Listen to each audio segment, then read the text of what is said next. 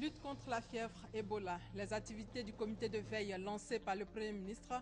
Le comité de veille a pour mission d'assurer la protection des populations face à Ebola.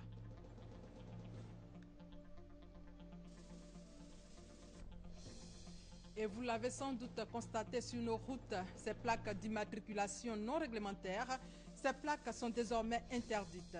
Les explications dans quelques instants.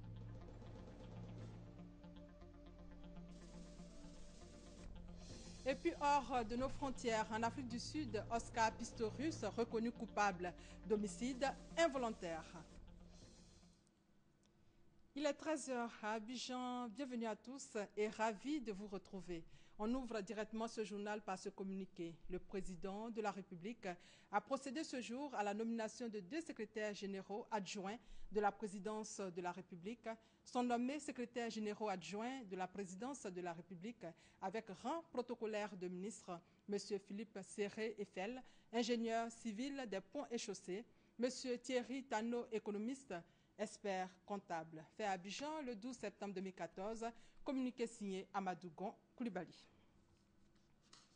Vous le savez, la Cour pénale internationale a confirmé hier de manière définitive qu'elle jugera l'ancien président ivoirien Laurent Gbagbo pour crime contre l'humanité. La date d'ouverture du futur procès n'a pas encore été déterminée.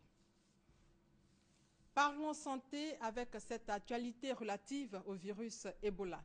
Face à l'évolution de l'épidémie qui sévit dans la sous-région, un comité de veille a été mis en place en Côte d'Ivoire depuis le 3 septembre dernier. Ce comité de veille, présidé par le Premier ministre, a lancé officiellement ses activités. On fait le point avec Sidonie Davila Ouaka. Le gouvernement ivoirien impliqué dans la prévention Ebola en Côte d'Ivoire. Un comité de veille mis sur pied depuis le 3 septembre 2014 pour la riposte à l'épidémie à virus Ebola. Présidé par le Premier ministre Daniel Kablan-Duncan, il est composé de membres du gouvernement, du corps diplomatique et des représentations des institutions nationales et internationales.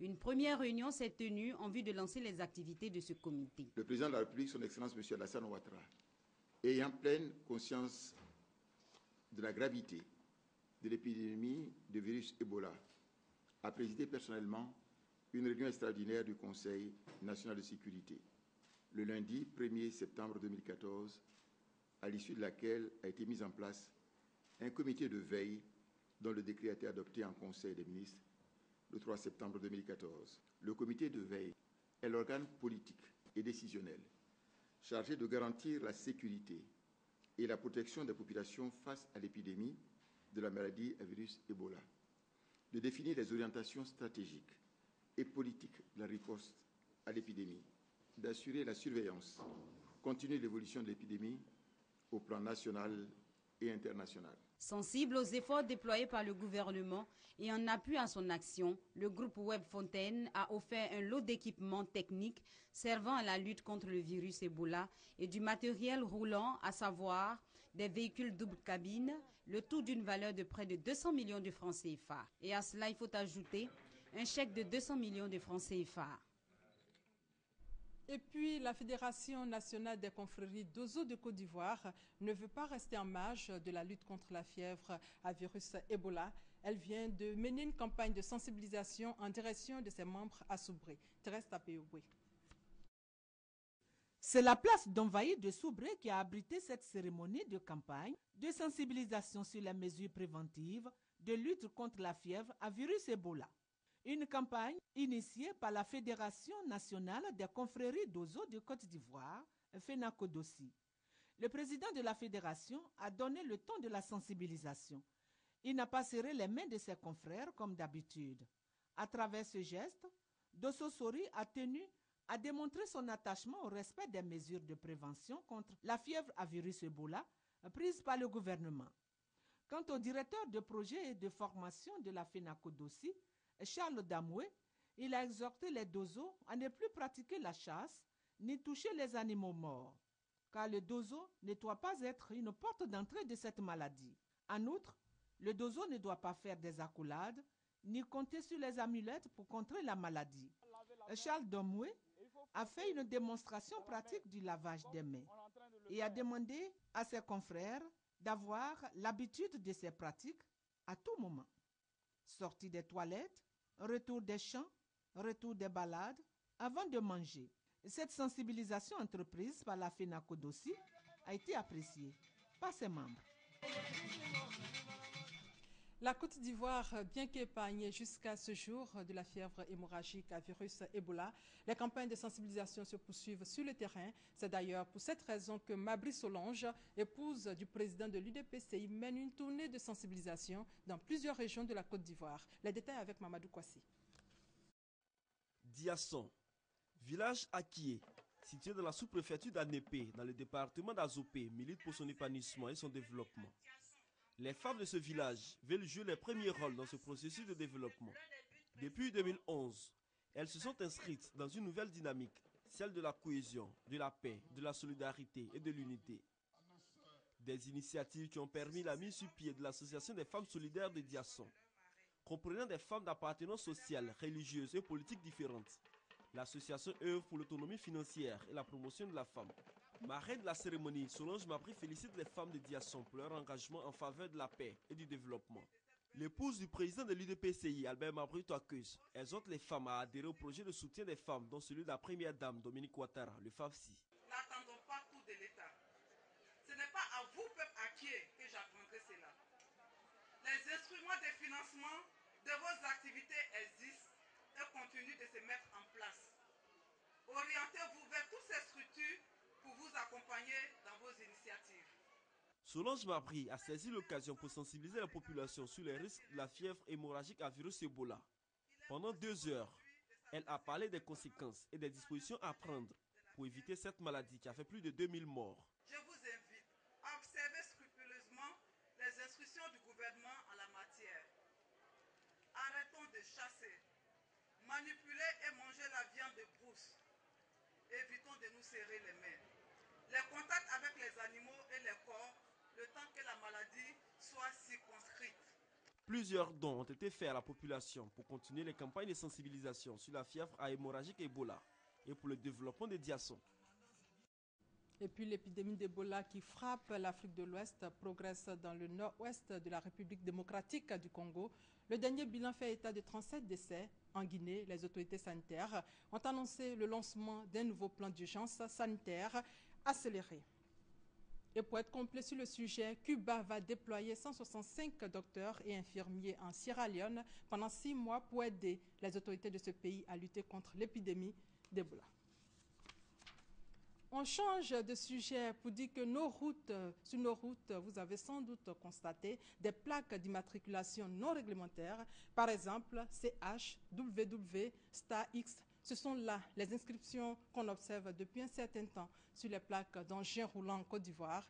Les véhicules qui n'auront pas une immatriculation réglementaire codifiée par l'État de Côte d'Ivoire se verront mis en fourrière sans préavis. Le général de corps d'armée Soumaïla Bakayoko instruit la gendarmerie, la police nationale et les FRC de mener une lutte sans merci aux usagers qui ne respecteront pas les consignes de sécurité routière et les nouvelles dispositions en vigueur sur les immatriculations. Hamza Djabi nous en dit plus. Toute plaque d'immatriculation portant le nom d'individu désormais interdite. L'État de Côte d'Ivoire vient d'annoncer l'interdiction des véhicules portant des plaques d'immatriculation non réglementaires appelées plaques fantaisistes ou plaques banalisées. Le général de corps d'armée, chef d'état-major général des forces républicaines de Côte d'Ivoire, a ordonné aux agents de la gendarmerie nationale et de la police nationale la mise en fourrière de tout véhicule portant ce type d'immatriculation. Soumaïla Bakayoko met également en garde les récalcitrants. Ils se verront exposés aux sanctions prévues par la loi. En outre, d'autres facteurs liés au comportement des usagers de la route entrent également en jeu. Il s'agit surtout du non-respect du code de la route, des règles de sécurité routière et de l'utilisation du téléphone au volant. Ainsi, le chef d'état-major général des FRCI s'engage-t-il à mener un combat contre les automobilistes hors la loi. Ces nouvelles dispositions visent à mettre en application les mesures de sécurité routière quand on sait qu'en Côte d'Ivoire, les accidents de la route tuent plus de 600 personnes et font 13 000 blessés chaque année. Le chef d'état-major général des FRCI appelle donc les usagers de la route au strict respect des consignes pour l'intérêt commun des Ivoiriens. Le ministre des Ressources animales et halieutiques était récemment au Maroc dans le cadre de la conférence ministérielle sur la coopération halieutique entre les États africains riverains de l'océan Atlantique. Kobena Kwasi Adjoumani a mis à profit son séjour pour rencontrer le ministre marocain de l'Agriculture et de la Pêche maritime. Leurs échanges ont porté sur le village des pêcheurs de Lokodjoro que le Maroc tient à mener à terme. Hugues Evebli. Pour le ministre Kobena Kwasi Adjoumani, chaque mission au Maroc est une occasion de renforcer les acquis s'agissant du village des pêcheurs de Lokodjoro à Abidjan. De bonnes nouvelles, le ministre Kobena Kwasi Adjoumani en a eu du ministre marocain de l'Agriculture et de la Pêche maritime. Aziz Akanouche a annoncé que les travaux d'assainissement du prochain village des pêcheurs de Lokodjoro débuteront au plus tard le 15 octobre 2014, que les premiers murs des bâtisses pourraient sortir de terre à partir de janvier 2015. C'est en février dernier qu'a été signée la convention relative à la réalisation d'un pont de débarquement de poissons aménagé qui sera appelé Village des pêcheurs de Lokodjoro. C'est un projet cher au roi du Maroc qui, le 28 février dernier, en a lui-même posé la première pierre. Le ministre Kobena Kwasi Adjoumani, rappelons-le, était à Rabat pour prendre part à la conférence ministérielle sur la coopération halieutique entre les États africains riverains de l'océan Atlantique, organisation dont il assume depuis peu la présidence.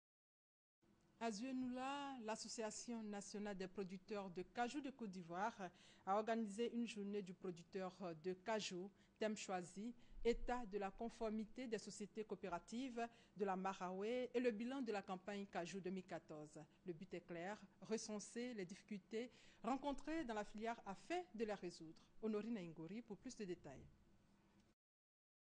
Les problèmes qui minent la filière cajou se résument entre autres à la mévente de la noix de cajou sur le marché international due à la diffusion tardive des prix et au trop grand nombre de coopératives dans la filière créant la division entre les producteurs. Autre difficulté à prendre en compte, le manque de magasins et de matériel de conservation de l'anacarde.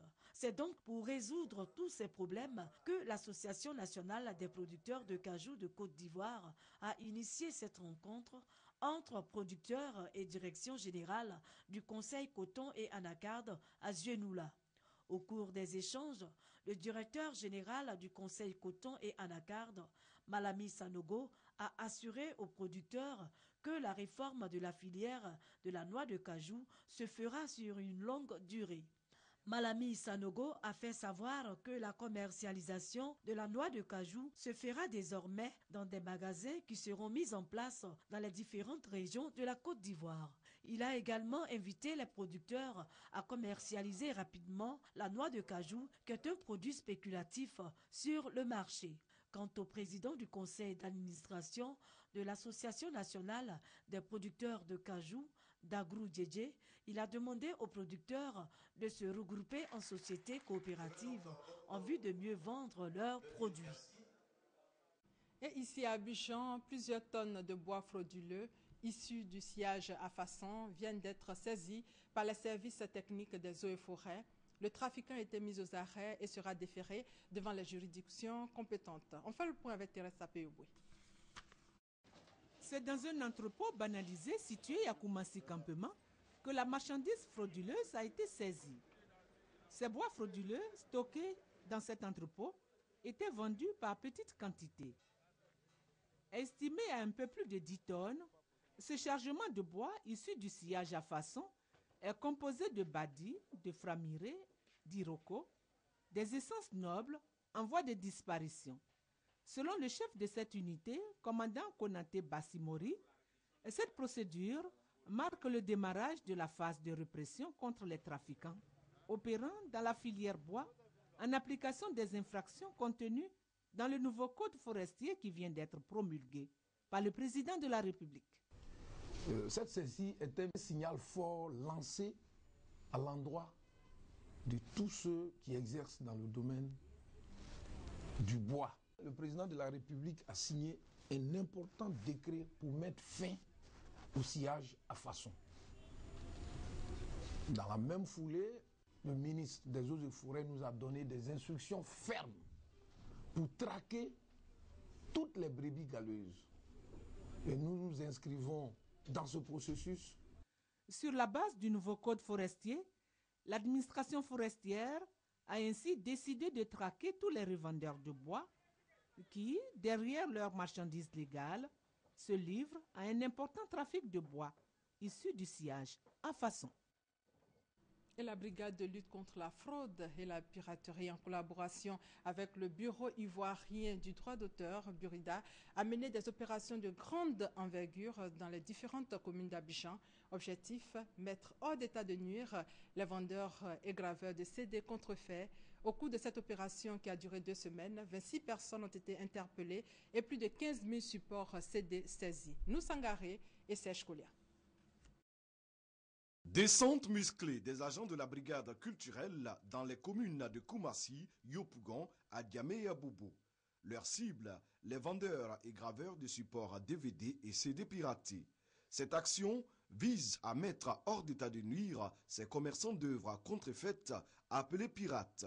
Au cours de cette opération de grande envergure, une vingtaine de vendeurs d'œuvres piratées ont été mis aux arrêts et plus de 15 000 supports CD saisis. Nous avons remarqué que les vendeurs et les pirates se regroupaient en groupe et créaient des petits endroits, des petits marchés de vente de CD. Et donc, face à ce nouveau type d'organisation, nous avons dû prendre des mesures nécessaires. Je vais dire aux pirates, n'est-ce pas, de se ressaisir et de se donner à une autre activité. Voilà, cette activité illicite qui maintenant ne peut pas perdurer. Voilà, et on ne peut pas continuer dans cette voie. Et désormais, en tout cas, nous serons, comme on le dit, en tout cas dans leur dos. Des ordinateurs, des imprimantes, des tubes d'encre servant à la confection de pochettes des œuvres d'artistes et des graveurs pour la duplication à grande échelle des CD ont été également saisis par les hommes du commissaire Idrissa Derasouba. La brigade culturelle entend mener dans les prochains jours des opérations dans tout le pays en vue de mettre fin au phénomène du piratage. Les opérations de la brigade culturelle sont financées par le Burida, le Bureau ivoirien du droit d'auteur, avec le soutien du ministère de la Culture et de la Francophonie. À Boniérédougou, dans le département de Dabakala, des logements ont été inaugurés. 11 logements au total offerts aux personnes handicapées et leurs familles, nous dit Honorine Ngori.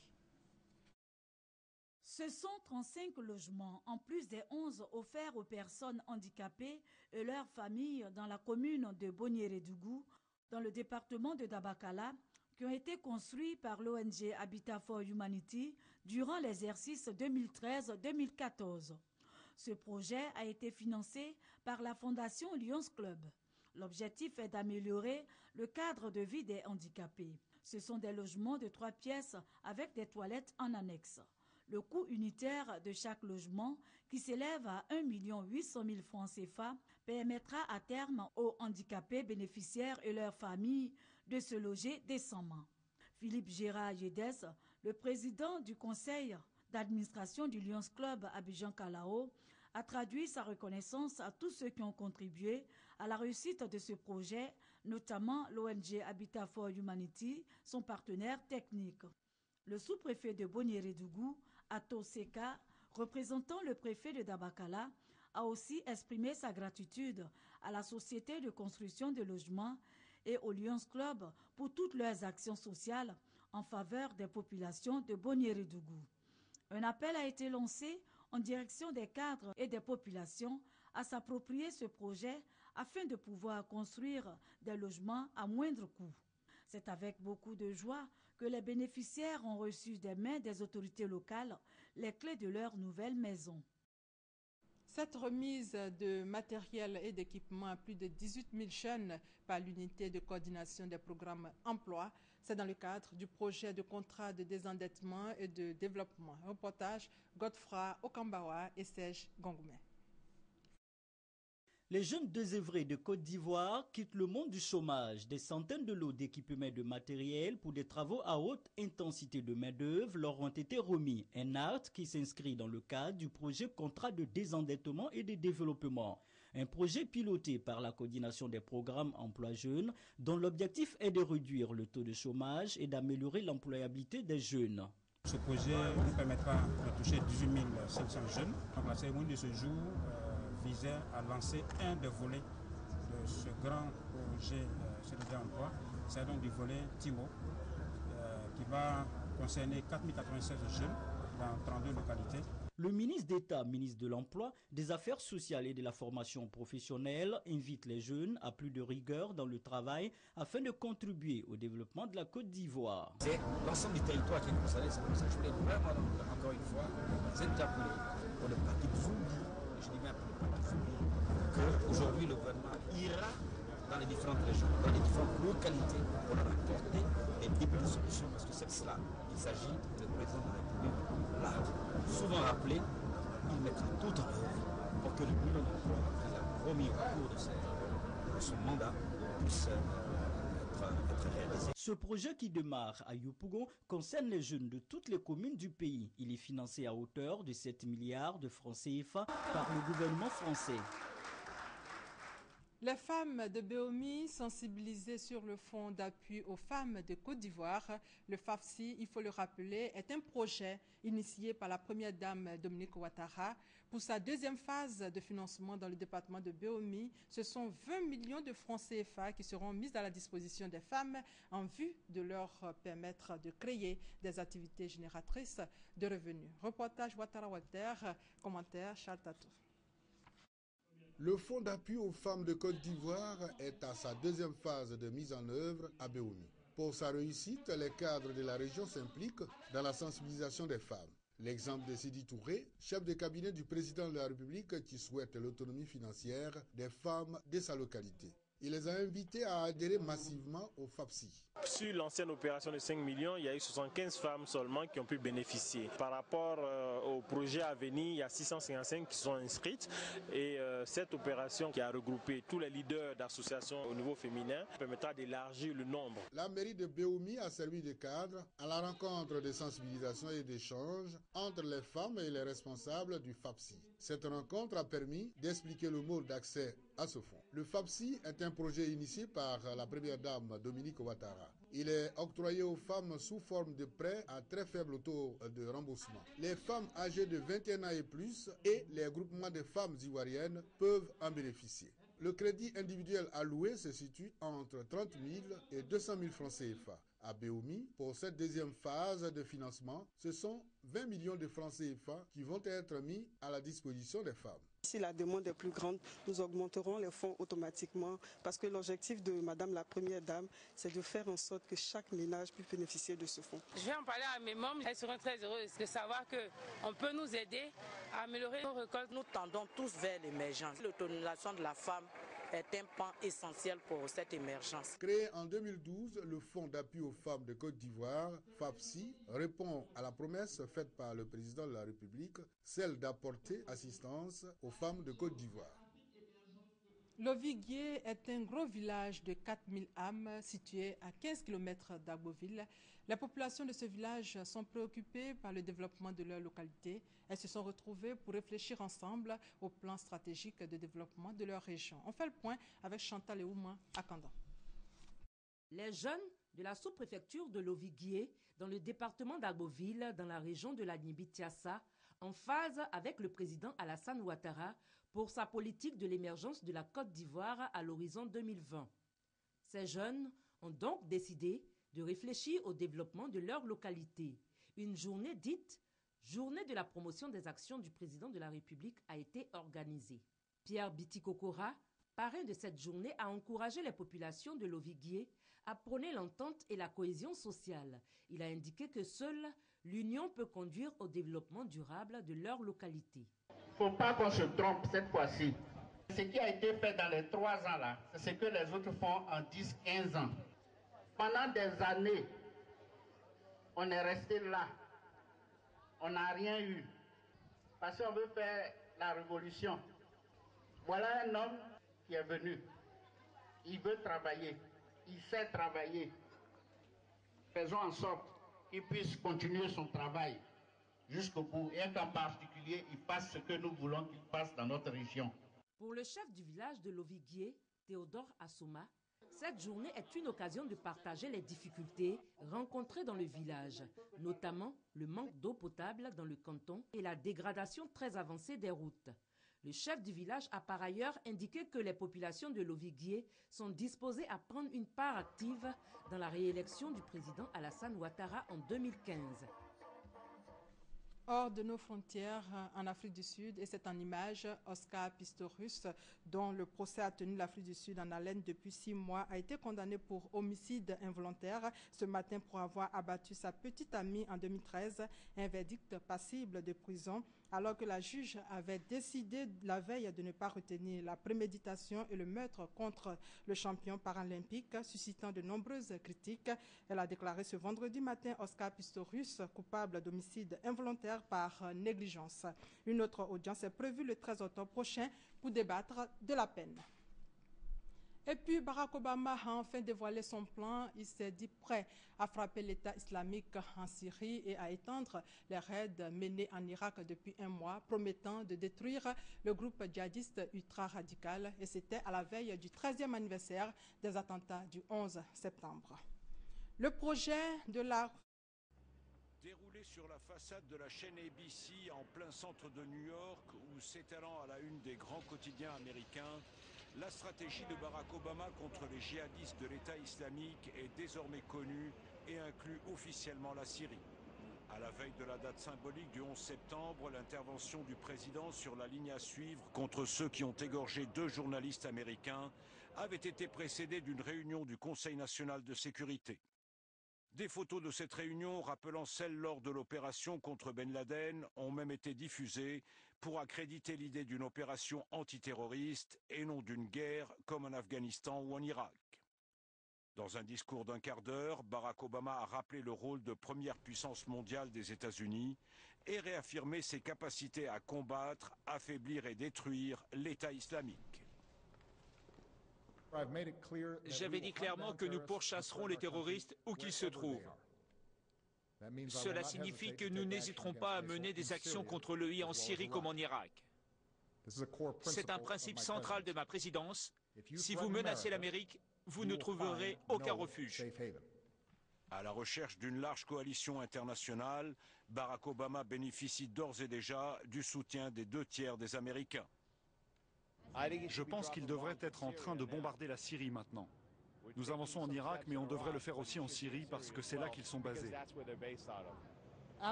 Absolument. Nous devons neutraliser l'État islamique.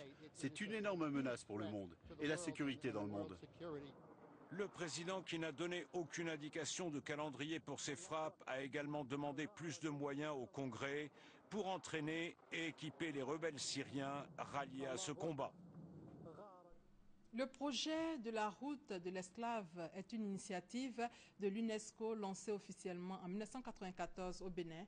Le projet brise le silence qui entoure la traite négrière et l'esclavage. Regardez. Depuis 20 ans, l'UNESCO contribue à une meilleure connaissance de la traite négrière et de l'esclavage à travers le projet de la route de l'esclave, un programme qui vise à faire connaître universellement cette période de l'histoire, un moyen aussi de lutter contre le racisme, les discriminations et de promouvoir les héritages communs. Il y a 3 bilans positifs importants. Le premier, c'est la remise en question du silence historique sur la traite négrière transatlantique. La deuxième, c'est mettre fin à l'invisibilité des victimes. Le dernier bilan qui est important, c'est de montrer que la profondeur historique de la question de l'esclavage touche aux sociétés contemporaines actuelles. Cette initiative a progressivement créé une passerelle entre l'Afrique et les peuples issus de l'esclavage, grâce au vaste champ d'action de l'UNESCO, notamment dans le domaine éducatif. Il a aussi permis, avec le programme des écoles associées de l'UNESCO, de mettre en relation des écoles, par exemple de la Martinique, du Sénégal et de Nantes, pour faire communiquer des enfants qui ont été inscrits historiquement dans cette histoire. Ce 20e anniversaire de la route de l'esclave a aussi été l'occasion de lancer la décennie des personnes d'ascendance africaine, un projet supplémentaire qui débutera en 2015 pour lutter contre les injustices sociales héritées de l'esclavage. Et c'est la fin de ce 13h. Merci de votre fidélité.